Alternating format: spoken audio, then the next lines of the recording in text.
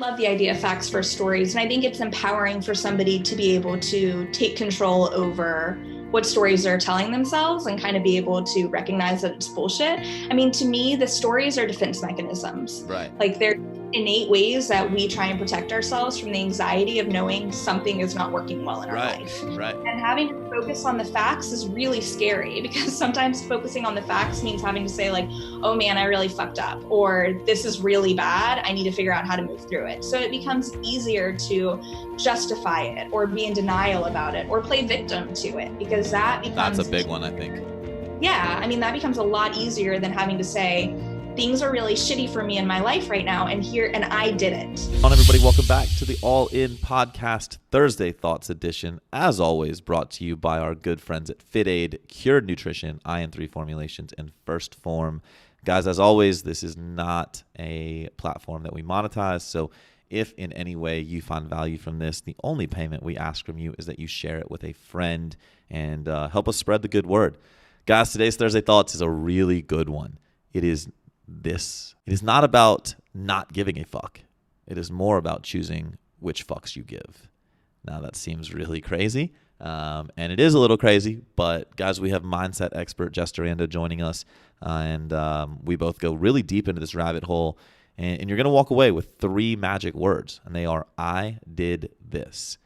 You're going to hear application in negative, you're going to hear application in positive, and you're going to really start to understand how that fits in your life and how it changes the way you view which things you care most about. Guys, it's powerful. Grab a pen, grab a pad, take notes, enjoy, and we'll talk to you next week. All righty, Thursday Thoughts. Jessica Durando. Hi. Fun fact, your name in my phone is still Jessica Steinbook. So Perfect. Whenever, like, I always think Jess Durando, and then I go and I'm like, looking through my phone, and I type like Jessica D, and I'm like, fuck, wrong thing. So just shows how long we've worked together. I know, right? It's that's pretty awesome. Now, Yeah. You guys were already married when? No, you weren't. You guys were just engaged.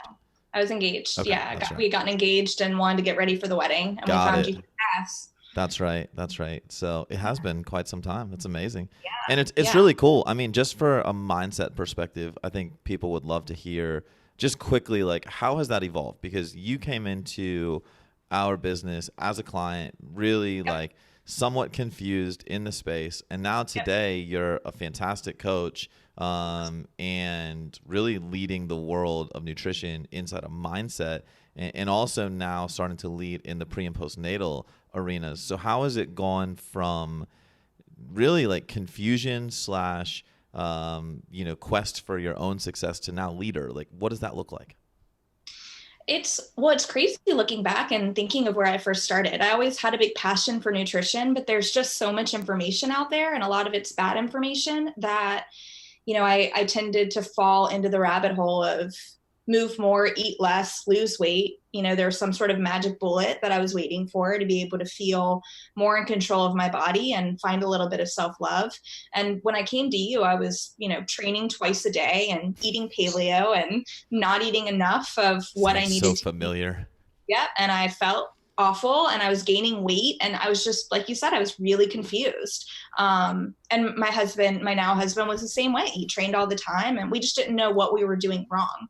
So when we initially started, it was like, well, let's just go right to the source and have someone help us move through all the information and figure out what actually works. Mm-hmm. And then over time, I had a ton of success with you and got what I wanted. I met my goals for the wedding, but I also started to recognize that my mental health started to change, and I started to feel a little bit more in control of my thoughts and in control of my body, and confidence grew and self-love grew. And at the time I was working as a clinical counselor. So it kind of planted that seed of, man, if this is working for me, maybe we don't have to reinvent the wheel in therapy. Maybe we can start working on lifestyle factors. And I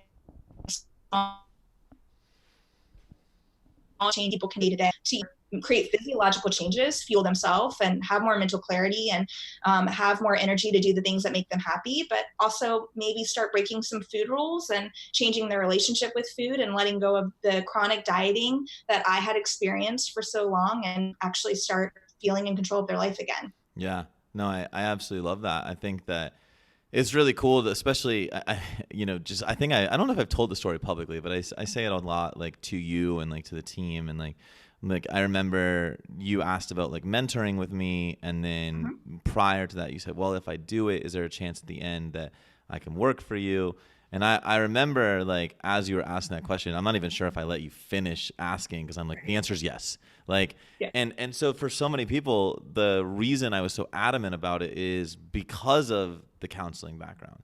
Because in nutrition coaching, the success lives inside of connection, right? And we talk all the time at NCI, and we talk about this connection slash application based model. And your ability to create connection and to apply appropriately was already innate to you. You just needed different tools in the toolbox to apply it to the right situations. But that was really cool to me. Yeah. Yeah. I think it allowed me to combine the skills that I had in counseling and the love that I had of connecting with people, and just be able to channel it into, a different field with nutrition, helping people create lifestyle changes and actually feel empowered in their day to day again. Hmm. And I think at the end of the day, that feeling of connection to another person, and being able to sit with people is something that we all really seek and we all want, but we don't always know how to get. I tend to find that's why a lot of times professionals who create jobs around connecting with other people tend to be more fulfilled. They also tend to burn out a lot faster too, Yeah. though, because it's powerful and Yeah. exhausting. But I really think we as humans crave human connection.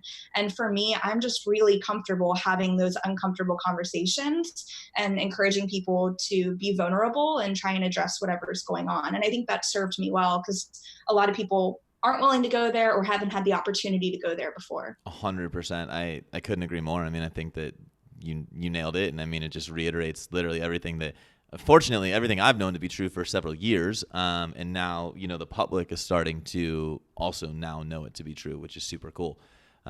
So we brought you on. We'll have you on to discuss like prenatal, postnatal, mindset stuff in a future podcast. Especially, I know that you're working hard on a pre-postnatal course, and so as that gets closer and we can actually share more information, we'll have you on. We'll discuss those things in more detail. But we wanted to bring you on and do a Thursday Thoughts edition. One of our things, I think it's cool. Like, people don't get to see us like communicate with our coaches very much, and so I think it's just cool to let people see like the interplay, and we have a different dynamic. Like me and every coach, we have a different dynamic, which is super cool. And you and I have a fantastic relationship, and I'll use this platform, which is we get a lot of downloads, to publicly acknowledge you're always there for me in my roughest times, but also to call me out in my roughest times. And that's something I really appreciate. And so to guys, like every single person that's experiencing success, like you will have times where you fuck up, guaranteed. And if you surround yourself with yes men or yes women that are not willing to call you out on your shit, you're setting yourself up for disaster. Part of the reason that we continue to sustain success is because when I fuck up, I have amazing people in my life to call me out, and Jessica is one of them. It's never like, you never come at me with fuck you and this and that. It's just like, hey, listen, this is an awkward conversation. We're going to have it. And you have to know I mean the best. And I'm massively grateful for that. I mean, Monday out of the hospital, we had a really deep conversation. Mm-hmm. And, it was really impactful for me, because this week's been a great week. I continue to just hear those words. And so first I want to publicly acknowledge that, but it leads me into the Thursday Thought. So I use and there's a quote that goes around a lot, right? And it's in society, and it's like, give zero fucks, or zero fucks given. And I say it all the time. And the more I've thought about it lately, I actually need to call myself out and call myself a liar, because it's not zero fucks given. We all give fucks. So today's Thursday Thought is this. It's not about giving zero fucks. It's more about which fucks you give. Correct. Okay? And so what does that mean to you when I say it? And then I'll give you my interpretation. We can kind of go into the rabbit hole of application. Yeah, I mean, I think that we walk a fine line if we just don't give a fuck about anything. It's knowing where to invest that energy and time. I mean, the last thing that I believe helps create a fulfilling life is this robotic way of moving through the world. Mm-hmm. And I just don't also think that it's possible to not care about anything, especially if you're going to have any sort of full or meaningful life. And so I think that a lot of people start chasing that, and they feel like there's a freedom that lies in not caring. But I really think that they're not chasing that. They're running away from something else. They're running away from insecurities, or they're running away from a negative voice in their head. They're running away from something and kind of masking it with, well, I don't give a fuck. Like, we all do. And that's okay. And I think when we take ownership of that and we recognize it, it just gives us a better opportunity to say, what do I really need to focus on? Where do I really want to put my time and energy into my life to be able to make it the life that I want, to make myself happy, to be able to operate from a place of gratitude or self-worth, or whatever it is that you're seeking. And then from there, I'm better able to build and help others, connect with other human beings, be a better wife, mother, friend, coach, whatever the case may be. But that really has to first come with caring about yourself first. So for me, when I hear people say, and I've said it before too, like, I'm Oh not yeah. immune to that. We all do. And sometimes I do think that it's just a little bit of a defense mechanism. Like, this makes me really vulnerable, so I'm just going to say that I don't care about it. So that way I'm immune to whatever your judgment is, or what I really think about it. Yeah. I think instead, if we're like, no, it's okay to care. That doesn't mean that I'm overly sensitive or needy. It just means that I'm human. It's okay to care, but I'm going to start actually funneling that energy into caring about things that I can control, that I can take ownership of, that I can be responsible for, and therefore really create change. I also believe there's two ways of caring. I think there's caring to where it becomes this obsession, where you become so focused on something, to put it back in the frame of the thought, you give so many fucks about it that, like, you're obsessed, right? And so for me, I'll use anorexia as that point, right? And so it was getting abs at 18, and I gave so many fucks about that. But like, I couldn't make the statement today, like, I give zero fucks about my abs. Like, that's not true. I still do. Sure. But where I choose to place that emphasis now is completely different. Back then I had no understanding that what I really wanted was attention. What I really wanted was validation. And so today I look at it and I'm like, well, of course I care what my abs look like, but I look at it in the context of like, where am I really placing that emphasis, right? Like, because it's not on the visual aesthetic, it's other things that live behind that, and how I feel and how I operate. And so I think that a lot of times people, it's way too black and white. Like, I think people are like, oh, I don't give a fuck about that, or yeah, I care deeply about that, and they don't, like, there's no middle ground. And I think that so many people, like you said, they get really uncomfortable and they're like, I don't fucking care, right? Like, and we'll use finance. Like, finance comes to mind on this all the time. And there's so many people that are like, their bank accounts are like $200 or $300. And I know, because I've been there. And instead of actually looking at what's in your account, you're like, I don't give a fuck. Like, whatever, I'm fucking poor. And like, you just turn a blind eye to it, right? And instead of addressing what's in front of you. So sometimes I think that not giving a fuck is a connotation for, I'm nervous as shit and I don't want to deal with my shit. Right, exactly. Yeah, I mean, to be able to say this is an issue for me requires a massive amount of self-awareness. And again, a lot of vulnerability to be able to acknowledge it and sit with it and say, like, I fucked up, or this doesn't serve me in my life. And even when I was like working as a counselor, that was a major principle that I worked off of, is it becomes a problem when it's an impairment in your life. If somebody has $200 in their bank account and that works for them and they're happy and they live their life and it's not an issue, it wasn't my job as a counselor to fix it. It wasn't, it's not always my job as a coach to help coach them through that. But what starts to happen is that these problems grow bigger and bigger and bigger, and people don't have the self-awareness or the desire to acknowledge them and correct them. And so they start to become obsessive thoughts, like you said, or they start to really create impairment in their life.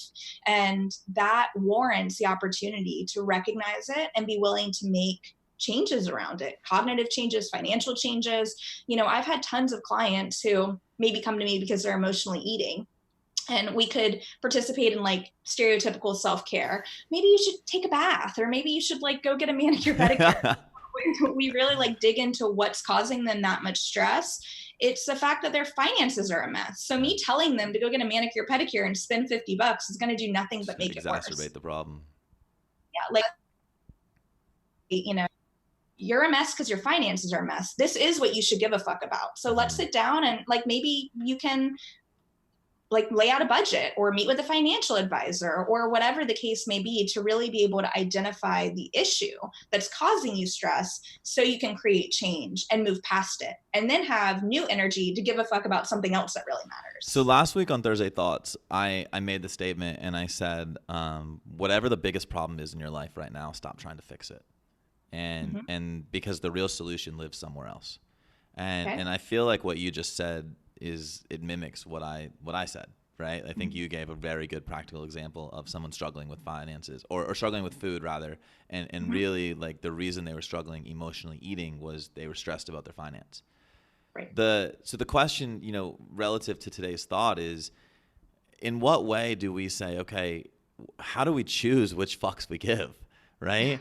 And like that's a very difficult question to ask because it's like I think that so many people wake up in the morning and they're like, okay, what problems are going to hit me in the face today?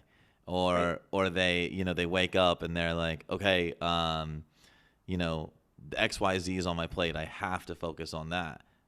When in reality, maybe they shouldn't be. So in your opinion, like what's been your best practice? And then I'll kind of share mine. Yeah, I mean, for me, it's twofold. The two things I'm checking in on is if an area causes me stress or causes one of my clients stress, it's twofold. Are we operating off of some sort of external factor? Are we playing into something that we're getting validation from an external factor, what other people think of us or how things appear to other people? Are we operating off of external values? Because what we want to do is work more from internal values. Mm, And also, are we playing into a negativity bias? So by explain. negativity bias, I mean, negativity bias is like a psychological principle that we as humans are hardwired to focus on the negative more than a positive. Got it.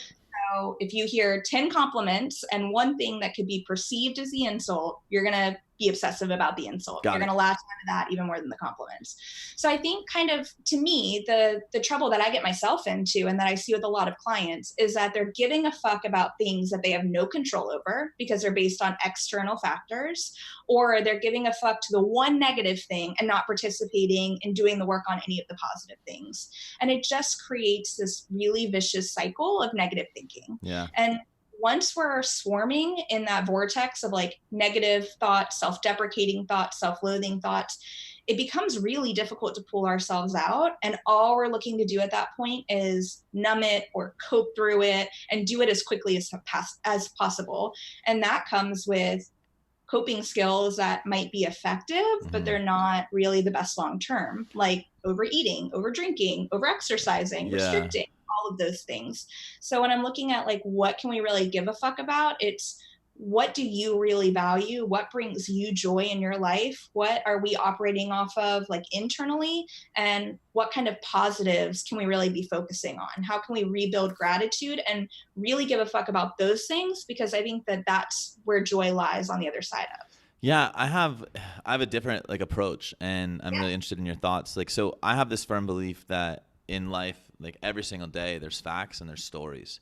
Mm-hmm. And when we wake up there's a lot of things that we could identify the facts on. Yet I think most people like to overlook the facts and they like to immediately get to the fiction because you have this control around fiction, right? You can build very positive stories in your mind, but you can also build very negative stories in your mind. And unfortunately, a lot of us are brought up living in these negative stories, continuing to tell ourselves these negative stories. And I know for a long period of time that was me. Like I continued to tell myself a lot of negative bullshit stories like, oh, you're not worth it. This is never going to work. Like, like going back to the anorexia, like you need abs to fucking to get a girl or for a guy to respect you or whatever it was. Like that was my line of thinking. Like the facts of my life at that moment where I really didn't know how to get abs. I was tired. I didn't like the way I looked. I didn't like the way I felt. Yet my mind loved living in that fantasy story. Like we fucking love fantasy so much. And so like when I look at this and I'm like, all right, how are we trying to choose what we actually give a fuck about? Like what we actually give a fuck about should be the facts because it's really like we get to tell the stories to manipulate those facts, right? But instead it's like we're so focused on the abstract, what we believe to be true or what we, can kind of try to manipulate. And so I think there's a really fine line there. What are your thoughts on that? Yeah, to me, I mean, I love the idea of facts first stories, and I think it's empowering for somebody to be able to take control over what stories they're telling themselves and kind of be able to recognize that it's bullshit.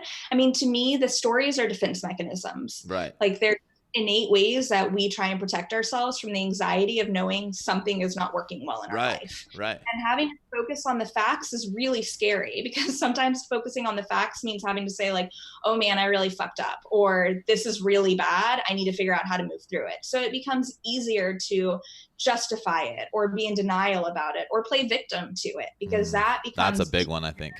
yeah, I mean, that becomes a lot easier than having to say, things are really shitty for me in my life right now. And I did it, and so that's why I think that there's power. What if people actually had to say those words? I did Oh, it. yeah. I mean, I think that that would be cause for radical change in people's lives, but Mm. I don't think a lot of people are prepared to do it. And that for me is the real work. Like maybe I shouldn't say this as a nutrition coach, although my clients know it. If my client loses weight or PRs at the gym or does whatever they want to do, I'm going to celebrate the hell out of that. But when a client says to me in a check-in or on the call, I recognize that I've been doing this wrong and here's how I'm going to make a change. That for me is the It's game changer. 10x better. Yeah, that's the shit that we're really after. And we talk about like which fucks do we give? Right, I'll be super honest. Like of course I'm going to celebrate your PR, but I don't right, fucking care about it that much. Like unless you paid me to PR, at which point we will celebrate our victory, I can right. tell you in the grand scheme of things, your PR is not in any way why you came to me on day one. Now, I think Yeah, it's a fantastic step to recognize in the journey. right. But let's insert the words we just talked about, right? You come to me and you're my client, right? And you said, Mhm. "Jason, I just PR'd my deadlift." And I'm going to make you add those 3 words at the end of your statement. And I did it. Mhm. Yes, motherfucker, you did it. Celebrate Right. that shit and be fucking proud of it. I didn't fucking PR your deadlift. I Correct. didn't come Yeah. pick the fucking bar up. Like, I didn't eat the food that enabled you to do it. You did it. Right. And yet you're Right. never willing to accept that on the positive or the negative. Because then you want to come to me and say, I ate cake. And I'm going to be like, okay, just add those 3 words for me. I did it. Mhm. Okay, great. It's not my fault. It's not the cake's fault. It's not your friend's fault. It's not your kid's fault. It's not your family's fault. It's not anyone's fault. You did it. And that's okay. Right. Right? And Yeah. because It's you've taking created ownership success of it. before. Absolutely. I love that. Those Yeah. 3 words And are I way think powerful.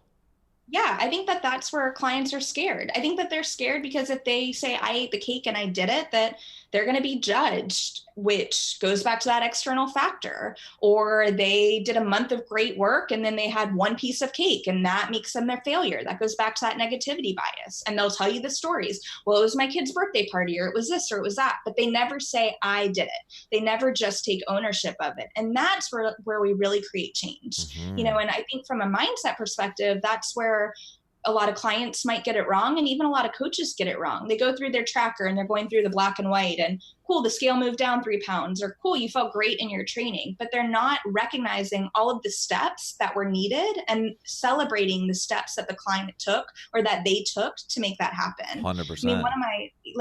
one of my all-time favorite check-ins actually was a couple weeks ago, and I shared it with you. It was a female client, and she wrote to me. She had struggled to achieve loss, and she had started losing since we had been working together. And she wrote to me, it turns out that it's not my thyroid issues that are preventing me from being successful, but man, I sure do love to blame it on my thyroid issues when I'm not Boom. willing to do the work. And I was like, if all of my clients could have that self-awareness, my job would be so easy. But she Right? was willing to go there.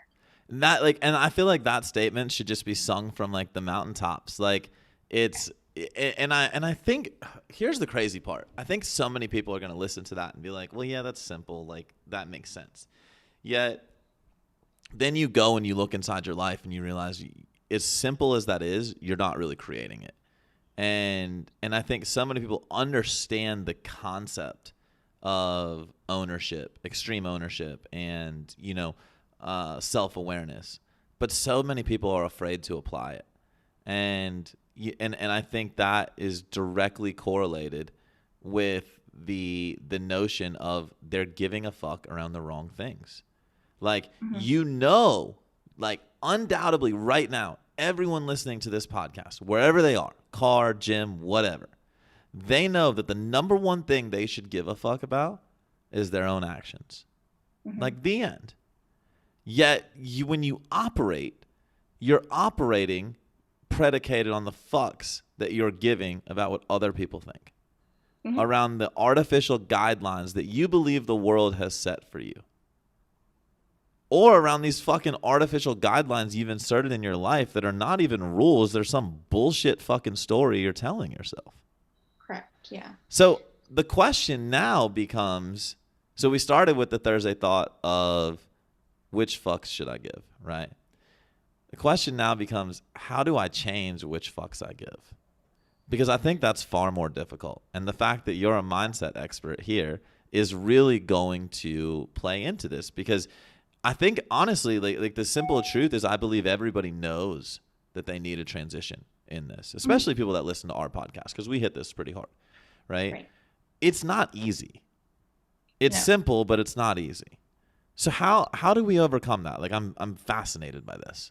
Well, I think so much of it is first recognizing that we're human. I mean, mindset changes don't come overnight. And majority of my clients have had old habits and unproductive thoughts that have become automatic. They just automatically think, I'm not good enough. I'm not worthy enough. I need to be leaner. I need to be stronger. They can't really say where those thoughts came from. They don't really identify like the source of it, but they really give a fuck about it. Yep. And so, and it's okay that those are there. I mean, I'll have clients come to me and just like they want fat loss right away, they want mindset changes right away.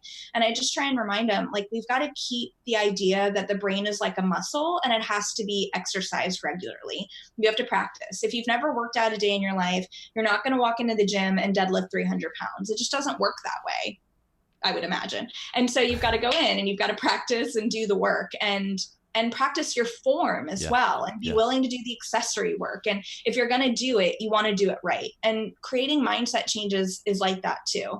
But the very first step, like as corny as it is acknowledging that there's a problem in your thought process in the first place. That's never talked about, by the way. Yeah. I mean, I think that and it's more than this vague idea of like, I have all these old thoughts and they don't work for me. Right. So fix it. Because then we're still just displacing the work on somebody else. So it comes back to that ownership of, I recognize that my thoughts around food, my thoughts around my body, my thoughts around my relationships aren't working for me. I need to dig in and really understand it. That's fucking big. Yeah. I don't think a lot of people are ready to admit that. No. And they're also not willing to say, kind of like we talked about before. And by me saying I have issues with my relationship with food, I'm also willing to acknowledge that it's because I'm stressed, and I'm stressed over my finances. And can we add the 3 words that we talked about earlier that are so critical, where it says I have inappropriate thoughts around my body, and I'm stressed, and I did this. Right? And like, that is so big. Like, just the simple identification that, hey, your thoughts are kind of fucked up, and that you did that. Like, if we, like, right now, nothing else, like, nobody walked away from IN3 with anything for the next month, and they took that, and they took the 3 words, I did this. Game over, the end. We would still have more production than any other company in the world. Yeah. It's that powerful. Yeah, absolutely. And I think if we're looking at going back to that concept of stories versus facts, we're always going to want to go back to the stories. Well, I have a bad relationship about my body because I was bullied. I have a bad relationship with my body because, I never fit into clothes correctly. We go back to these stories. But at the end of the day, the thoughts that we have control over that. The actions that we took, we have control over that. And I think, if we're working on challenging some of our thoughts, the best way we can do it is with a mantra like, but I did that. And it's taking ownership, and it's not waiting for things to change or for an old wound to heal. It's recognizing I played a role in this, and now I actually give a fuck about changing it, because that is where that's where like my life changes. That's where I get myself back. That's where my marriage improves. That's where my parenting improves, or my nutrition, whatever. I think one of the worst things that we do is we work on the wrong pyramid scheme. Mm-hmm. So if we're looking at it just in terms of relationships with others, like I'll take myself, for example, I'm married and I have children. Yep. So what majority of people do is at the base of that pyramid, they put their kids first. Yep. I got to take care of my kids. Everything goes in, my babies first. Yeah. And then from there, I'm going to take care of my marriage because I need my marriage to be strong. Yep. And then after that, with whatever is left, I have time for me. And what became really powerful in my life, and my husband and I talked about this, we're on the same page, was we flipped the pyramid upside down. Oh. I have to take care of me first in order to be good to in my marriage. I am a better wife when I feel good about myself. And when our marriage is strong and when I'm taking care of our marriage, I'm a better parent. And we're a better team to be able to guide and be the kind of role models that we want to our children. And that's just, within our nuclear family, you can apply that to anything. So give me that application in the nutritional world, because that makes all the sense to me. And if I'm being super honest, I've had the same epiphany myself, like inside of the last year, and I completely am in agreement with it. But give me that application in the nutritional world, because I think a lot of people need to understand it there. Yeah, I mean, whether it be that they're putting more of their attention on, let's say that they're in a competitive sport, on taking care of their teammates first, on taking care of their training hours, getting enough training hours in the gym, they're reversing their priorities, and they're not recognizing that they first have to fuel themselves. They have to recover. They have to be able to say, I don't want to go out tonight with friends, or, I can't do another training session. I'm super smoked. That they have to feel empowered enough to put themselves first at the bottom of the pyramid before they can really show up for their teammates, before they can really show up for their coach, before that they can get even top of the leaderboard if that's what they want. And it's, again, recognizing that we have to do the work internally first before doing it externally. Now, you take a people pleaser like me, and that is tough. Like it feels I know the story. Yeah, like it feels so selfish to be like, sorry, got to put myself first. But, I think that there's a difference between selfish and self-care. And so if we're really willing to prioritize ourselves first, not even just to be better for everybody else, but because we know we're worthy of it, we in turn will be better to everybody else. I believe there's a certain level of what I call selfless selfishness that everybody needs to have. But as you were saying that, I just had this thought in my mind, and now it's going to escape me. But as you were saying it, what came to my head was, creating excuses is just giving away power. And we talk a lot about on this podcast about owning your power and how it's massively important. We're all very powerful people. And when you're building excuses and you're shifting blame, and anytime you blame anyone or anything external, you're giving away power. And power is required to give the right fucks. Right? You don't give the right fucks from a position that lacks power. And so all of a sudden you need to look inside yourself, and everybody should do this right now. Like literally pull your fucking car over, pause the podcast, do whatever you got to do. And right now, grab a pen, grab a piece of paper, and try to write down like the last 15 things you've complained about. And then go back and look at them and understand, how am I giving away my power? Oh, you're complaining about the fucking traffic. No, motherfucker. You should have taken a different route, or you should have seen like what the traffic patterns were, or you should have left earlier, or just understand that, hey, it's this thing called life and shit happens. But you bitching about it is putting you in a bad frame of mind. Oh, you didn't hit your macros. Well, guess who has supreme control over what goes in and out of your body? That would be you, right? And everybody wants to, and listen, it's human nature. I'm not immune to this. I have my complaints. But every day I really try to check myself, and I'm like, why the fuck am I complaining? Like, I live in a state where right now it's like 80 degrees and sunny, and I'm healthy, and I have a business, and I have friends and family, and I have people that I'm able to create impact with, and like, what the fuck am I complaining about? And like, could things be better in certain areas? Of course, but I think that we're all human, and we're always trying to evolve to continue to be the best versions of ourselves. So I don't think that pursuing success is inherently flawed. I believe it's actually the fundamentals by which we should all be living. But I just like, as you were talking, I just kept hearing this voice that was like, giving away power. Complaining is giving away power. And I don't know, like, does that resonate with where you were going with that line of thinking?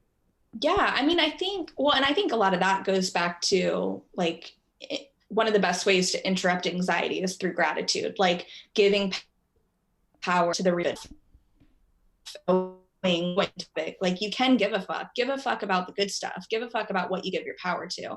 It's also recognizing that, yeah, I mean, anytime that we don't feel grateful or we're practicing negative thinking, it's definitely giving our power away. But it can also be deceiving because we can give our power away to things that are perceived to be good things too, and even thinking of examples with like the pyramid thing, like shredding season is happening right now. And for clients who are healthy and able to cut, it's a great thing. It's a community approach. They're super pumped about it. It's, I'm There's going to all the shit talk going on. Like, it's a great time. yeah, like I'm going to try and take my body to a new place, and it might be with a healthy thing, but then all of a sudden maybe they're putting all their power into winning or the outcome or what they got to do to get there, and they're not really focusing on the process, and they're not focusing on self-care, and they're not focusing on saying, you know what, my body's not super happy with going this low calorie right now. Maybe how I feel and my biofeedback matters more than winning this prize. Well, Or going to how about this? So that just brought up like another thought for me, and this will be a thought that we use, I'm sure, on like a later Thursday thoughts. But your views around circumstances today, and your views around circumstances, 90 days, 6 months, a year from now, can be completely different, and it can literally be the same thing. And so, and using shredding season and the example you were just giving, last year I really didn't even participate. I said I was going to participate, and I just did it. I couldn't get my head in it. I couldn't get my heart in it. And to be honest, physically, I never felt like I was in a place where I should be doing it. And what's that? Because I did that 100% because I fucking did that. Right. And how crazy is it? That's so applicable that like, because I did that, and that's the truth. Right. But let's flip that though, because in that moment, I felt very defeated. Right. Mm-hmm. So if I'm being fully transparent, I felt very defeated. I felt very much in a position where I'm letting people down. I'm not giving people 100% of myself. And it was a shitty feeling. And yet here we are today, not quite 2 weeks into shredding season, and I'm going through medical shit, yet completely crushing it. Like physically, mentally, more invested in a routine than I have been in quite some time. And now I look back on last year and I'm like, well, I did the right thing. And now I look at last year, where last year in the moment, I'm like, this is shit. I can't believe I'm such a fucking schmuck. Like, why am I fucking doing this? And then I look at it now and I'm like, well, God, the reason I'm creating success this year is because I listened to myself last year. Correct. And it's amazing how that thought process becomes an evolution. And so I think so many people now, like the way you see something today, even if it's hyper negative, may not be the way that you see it forever.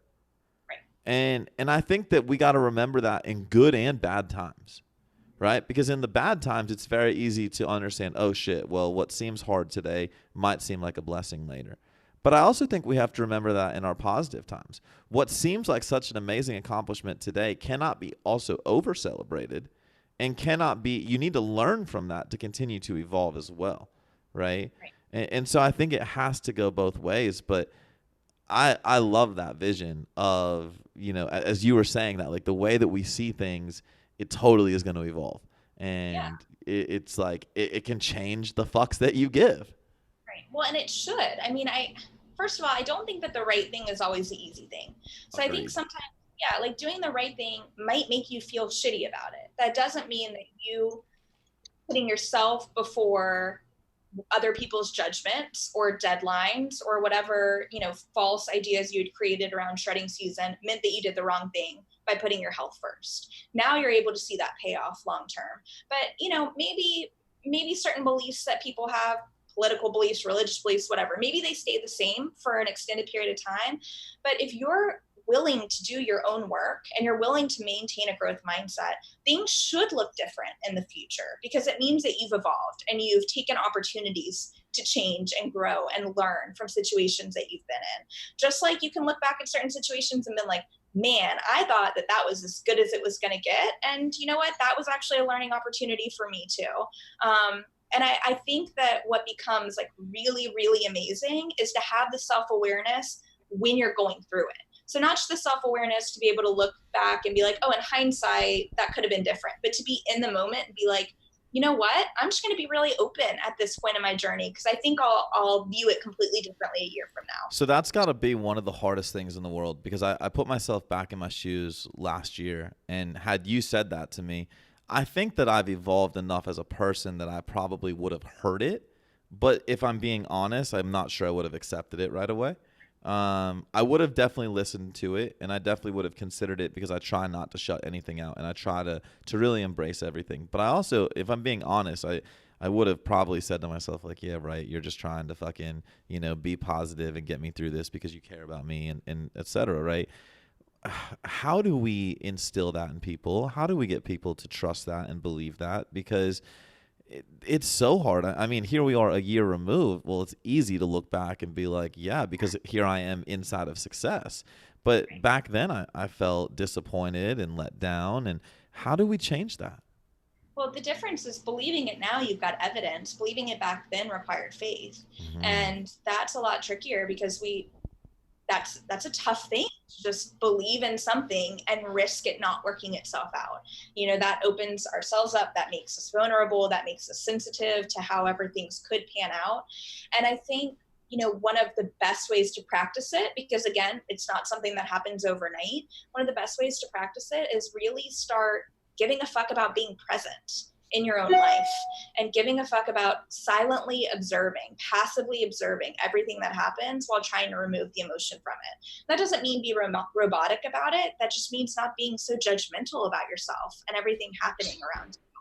And I think by actually focusing on being present and not fearing as much, not fearing failure, not fearing like taking responsibility for yourself, it allows you to really give a fuck about the things that are going to create real change.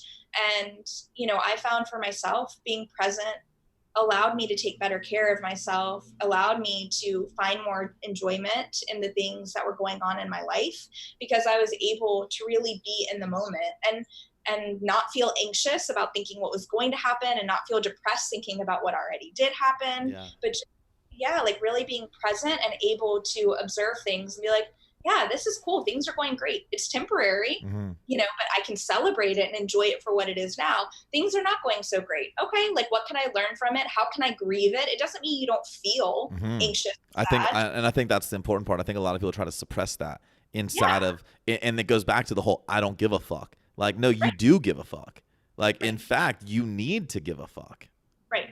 Yeah. I mean, I'm a big, big fan of Brene Brown. Like, if anybody hasn't heard of her, I highly recommend her. And she did a TED talk called The Power of Vulnerability. And Uh it's like huh. one of the best TED talks. And one thing that she talks about that I think that we forget is that we get so busy trying to numb the uncomfortable emotions, the shame and the guilt and the anger and the sadness, that we don't realize that we're also numbing all of the really good emotions too. That's something Want I had never considered. like if we want to be happy and joyful and grateful, and those are things that we're seeking, but we're too busy eating our feelings or overtraining or restricting or telling ourselves how terrible we are, then we're inadvertently removing our own opportunity to feel joy too. That's interesting. I love that. I love that notion. I really like. I've never considered the fact that like when you try to suppress the negative, you're also suppressing the positive because you don't just get to suppress one feeling. Like you Yeah, suppress we can't cherry feelings. pick. Yeah, Yeah, we that's can't be like, I'm interesting. never going to feel sad, I'm only going to feel joy. Like, that's just Yeah. not how emotion works. Yeah, no, that's interesting.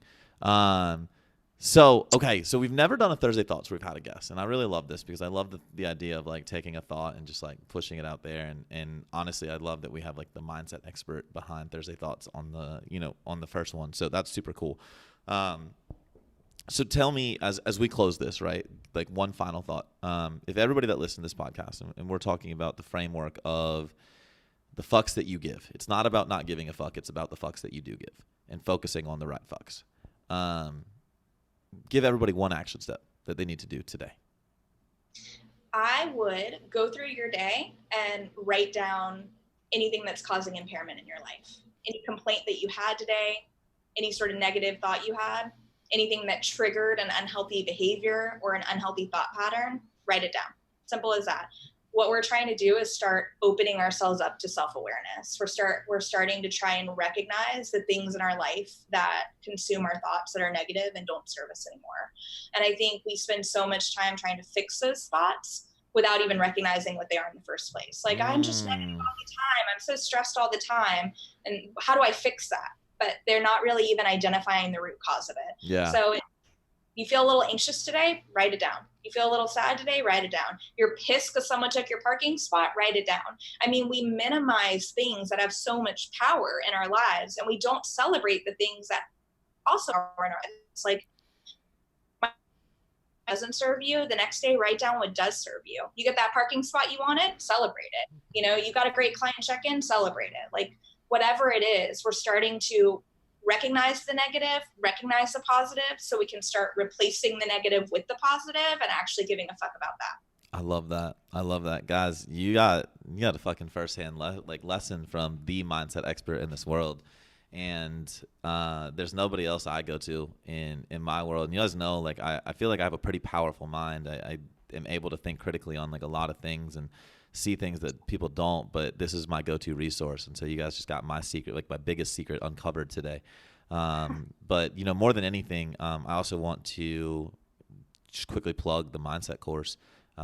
Because guys, as coaches, and you know, as professionals, one thing that we should always be focusing on is the self-development aspect. You know, you're not going to be the best version, you know, the best coach you could be unless you're the best version of yourself, and your clients are not going to be the most successful clients unless they're the best versions of themselves.